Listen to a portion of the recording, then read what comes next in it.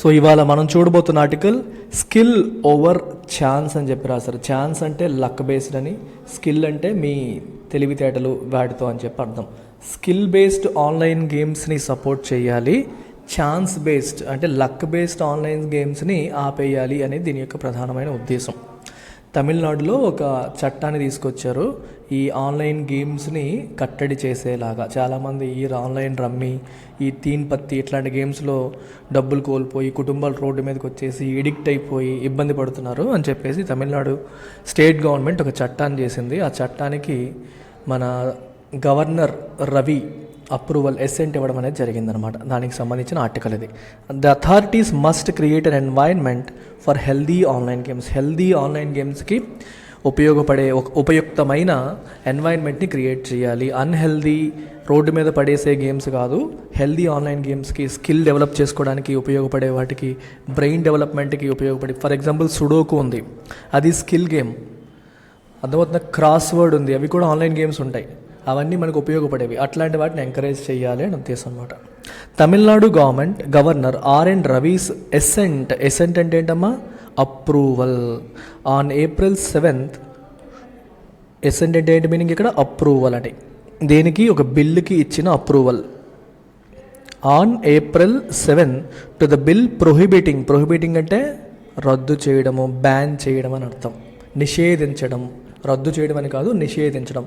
Bill prohibiting online gambling and regulating online games in the state has brought closure to a controversial issue. ఈ వివాదాస్పద అంశానికి ఫైనల్గా ఒక closure వచ్చింది.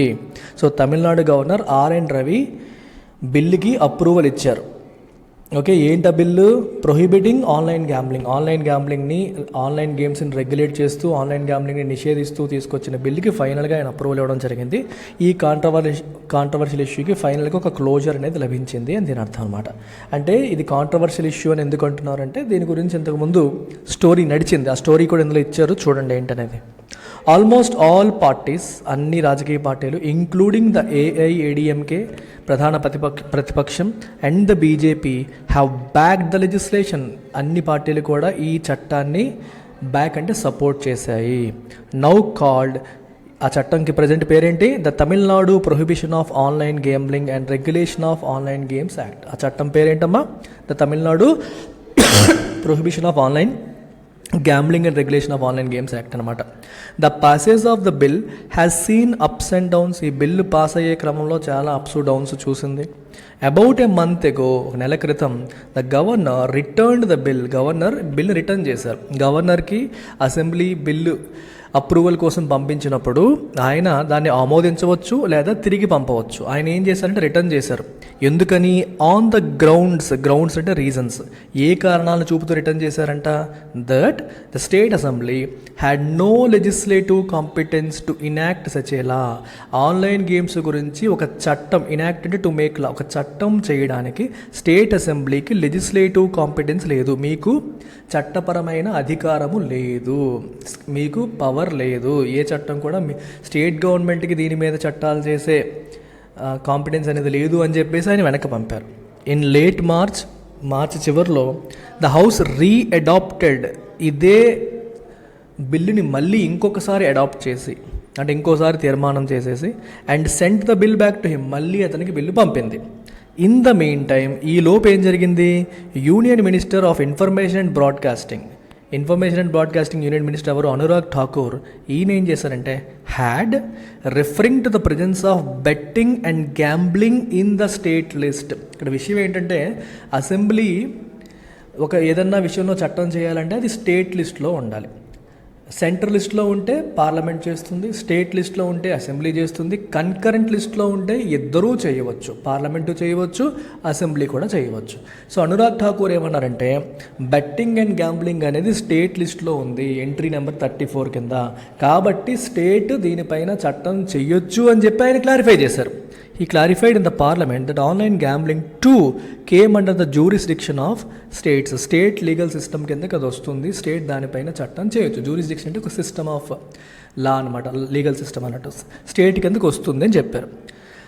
So చెప్పిన తర్వాత వీళ్ళు మళ్ళీ రీఅడాప్ట్ చేసి మళ్ళీ తిరిగి ఆర్ఎన్ రవికి పంపారు. ఆయన ఇప్పుడు లీగల్ కాంపిటెన్స్ లేదని చెప్పడానికి లేదు కదా, ఎందుకంటే క్లారిఫికేషన్ వచ్చేసింది కాబట్టి, అందుకని ఆయన అప్రూవ్ చేశారు. The news that the piece of legislation had received the assent of governor came out on April 10. Governor దీనికి అప్రూవల్ చేశారన్న న్యూస్ ఏ రోజు బయటకు వచ్చిందంటే April 10th వచ్చింది. The day the house had adopted a resolution urging the president and the union government to ensure time bound gubernatorial assent to bills passed. అదే రోజు ఏం జరిగిందంటే the house had adopted a resolution. తమిళనాడులోని assembly, state legislative assembly వాళ్ళు ఒక resolution adapt చేశారు, ఒక తీర్మానం చేశారు. ఏమని? అర్జింగ్ ద ప్రెసిడెంట్ని మరియు యూనియన్ గవర్నమెంట్ని రిక్వెస్ట్ చేస్తూ, అర్జ్ చేస్తూ, ఏమని? టు ఎన్ష్యూర్ చెయ్యమని. ఏంటి ఎన్ష్యూర్ చేయాలి? Time bound gubernatorial assent. Gubernatorial అంటే రిలేటింగ్ టు గవర్నర్ అని, గవర్నర్కి సంబంధించిన అనేదానికి గుబర్నటోరియల్ అంటారు. అసెంట్ అంటే ఏంటి? Approval to the bills passed. Assembly pass చేసిన బిల్స్ డిలేలు లేకుండా అట్లీస్ట్ ఒక టైం బౌండ్గా గవర్నర్ అప్రూవ్ చేసేలాగా మీరు చెయ్యండి అని ప్రెసిడెంట్కి మరియు యూనియన్ గవర్నమెంట్కి రిక్వెస్ట్ చేస్తూ తమిళనాడు అసెంబ్లీ తీర్మానం చేసింది. సో బేసిక్గా ఏమవుతుందంటే గవర్నర్లు బిల్లుని అప్రూవ్ చేయకుండా, రిజెక్ట్ చేయకుండా అలా కూర్చుంటున్నారు ఖాళీగా. దానివల్ల టైం కిల్ అయిపోతుంది. టైం బౌండ్ మేనర్లో అప్రూవల్ కానీ రిజెక్షన్ కానీ జరగాలనేది అసెంబ్లీ యొక్క ఉద్దేశం. అది తీర్మానం చేసి పంపారు. అదే రోజు, ఏ రోజైతే వీళ్ళు తీర్మానం చేసి పంపారో అదే రోజు ఆయన ఆ బిల్లుకి అప్రూవల్ ఇచ్చారు. The governors approach to the bill. అసలు ఈ బిల్లు విషయంలో ఆర్ఎన్ రవి ఎంచుకున్న, గవర్నర్ గారు ఎంచుకున్న అప్రోచ్ ఏదైతే ఉందో of late assent. Late assent అంటే అర్థం ఏంటమ్మా? చాలా లేట్గా అప్రూవల్ ఇవ్వడం. Is in contrast to when he approved an identical ordinance in October last year అక్టోబర్లో ఇలాంటి సంబంధించిన ఆర్డినెన్స్ని ఇమీడియట్గా అప్రూవ్ చేశాడు ఆయన. ఇప్పుడు వచ్చేసి చాలా టైం తీసేసుకున్నారు. His meeting with gaming industry representatives even as the bill was under his consideration came in for criticism. Bill approve చేయాలా లేదా ఆయన కన్సిడరేషన్కి వచ్చిన టైంలోనే గేమింగ్ ఇండస్ట్రీ వాళ్ళతో ఈయన మీటింగ్ పెట్టుకున్నారు. వాళ్ళు వచ్చి తనకు రిక్వెస్ట్ చేస్తే వాళ్ళతో మీటింగ్లో పార్టిసిపేట్ చేశారు. అదేంటి, వాళ్ళకి సంబంధించిన బిల్లే మనకి మీ కన్సిడరేషన్ ఉన్నప్పుడు వాళ్ళతో మాట్లాడడం ఏంటి అని చెప్పి అందరూ విమర్శ కూడా చేశారు ఆ టైంలో. It came in for criticism. అది విమర్శకి తావునిచ్చింది అని అర్థం. Adding to the intrigue was the Raj Bhavan silence over 4 months and the bill was with the governor. So ఇక్కడ ఇంట్రిగ్ అంటే మీనింగ్, ఇక్కడ ఇంట్రిగ్ అంటే దట్ ఇంట్రెస్టింగ్ థింగ్ అన్నట్టు, అంటే మిస్టరీ అన్నట్టు. ఈ మిస్టరీకి అంటే ఒకటేమో ఆయన వెంటనే అప్రూవ్ చేశాడు, ఒకటేమో టైం తీసుకుంటూ మళ్ళీ ఎవరి కోసమైతే బిల్లు మనం చేస్తున్నామో వాళ్ళతో మీటింగ్ కూడా పెట్టుకోవడం జరిగింది. ఇదంతా మనం చూసాం. సో ఈ మిస్టరీకి యాడింగ్ టు ద ఇంట్రిగ్ అంటే అర్థం అది. దీనికి ఇంకొంచెం ఏంటంటే Raj Bhavan silence over 4 months when the bill was with the governor. Governor చేతిలో బిల్లు 4 నెలలుగా సైలెంట్గా ఉన్నారు ఆయన. In fact on the day that the Raj Bhavan return the bill to the assembly, ఏ రోజైతే రాజ్భవన్ బిల్లుని అసెంబ్లీకి రిటర్న్ చేసిందో ఆ రోజు there was no official word from the governor side in support of his stand. Return చేసినప్పుడు గవర్నర్ తన వైపు నుంచి అఫీషియల్గా ఎటువంటి స్టేట్మెంటు ఇవ్వలేదు, సైలెంట్గా రిటర్న్ చేసేసారు. Mister Ravi could have deflected criticism had he made ఈ స్టాండ్ ఓపెన్. క్రిటిసిజం లేకుండా ఆయన చేసి ఉండవచ్చు. ఎప్పుడు తన స్టాండ్ ఏంటి, తన ఒపీనియన్ ఏంటని క్లియర్గా పబ్లిక్గా చెప్పినప్పుడు. కానీ ఆయన చెప్పకుండా సైలెంట్గా ఉన్నారు.